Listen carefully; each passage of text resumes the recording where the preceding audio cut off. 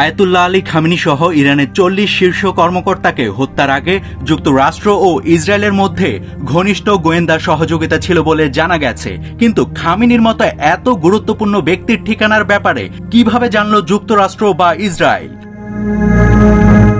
New York Times বলছে, যুক্তরাষ্ট্র ও Israel ইরানে হামলার ঠিক আগ মুহূর্তে সিআইএ এর কাছ থেকে কিছু গুরুত্বপূর্ণ তথ্য পায়। শনিবার সকালে তেহরানের কেন্দ্রে অবস্থিত একটি কমপ্লেক্সে ইরানের শীর্ষ কর্মকর্তাদের বৈঠক হবে এবং খামেনিও সেখানে উপস্থিত থাকবেন।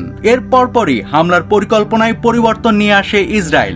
নতুন তথ্যের ভিত্তিতে চালানো হামলায় নিহত হন খামেনি সহ ইরানের শীর্ষ বেশ কয়েকজন কর্মকর্তা। অন্যদিকে গত বছর থেকেই খামেনির অবস্থান ও চলাচল পর্যবেক্ষণ করছিল সিআইএ।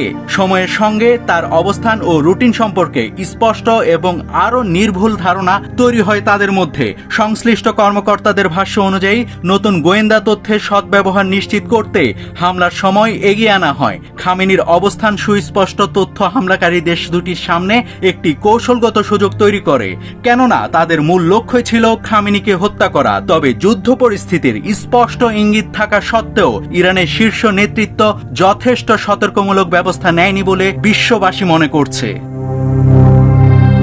এবার জানানো যাক কিভাবে খামেনির উপর হামলা চালানো হয়। ইসরায়েলের স্থানীয় সময় ভোর 6টার দিকে হামলা শুরু হয়। প্রথম দিকে বিমানের সংখ্যা খুব কম হলেও সেগুলো পরিকল্পিত ও নিখুঁত ক্ষেপণাস্ত্র সজ্জিত ছিল।